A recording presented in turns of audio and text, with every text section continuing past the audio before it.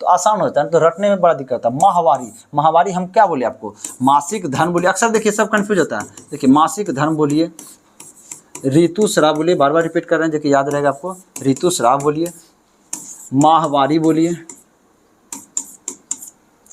ठीक है, मासिक धर्म हो गया। उसके बाद रजोधर्म बोलिए, रजोधर्म बोलिए, इसी को इंग्लिश में कहते हैं मेंस्ट्रुएशन, ठीक ना।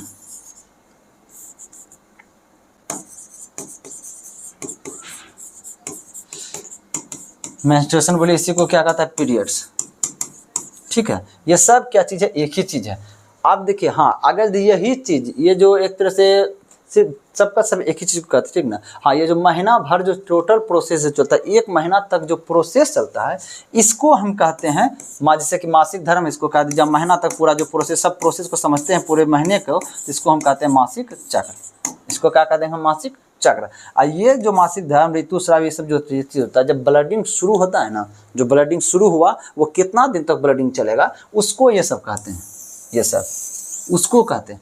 अगर यदि पूरे महीना को प्रोसेस को यदि हम देखते हैं, अंडाणु कब बना, निषेचन कब हुआ, निषेचन नहीं हुआ, तो एक तरह से एंडोमेट्रियम का जो दीवार कब फटा, जनक, सब चीज़ का शुरू से लेकर के प्रोसेस में समझिए ध्यान से कि एक फर्स्ट डे से लेकर के, मतलब समझिए कि जैसे इस बार जैसे कि रजोनिवृत्ति हुआ, यानी ब्लडिंग हुआ, रजोधर्म हुआ है, इस बार जो ब्लडिंग हुआ है, उससे लेकर के 28 दिन के बाद तक का जो पूरा जो समय होता है, ये पूरा 1 महीना जो समय बीतता है, इसको हम कहते हैं मासिक चक्र। इसको क्या कहते हैं हम लोग, मासिक चक्र कहते हैं, ठीक ना, मेंस्ट्रुएशन साइकिल कहते हैं।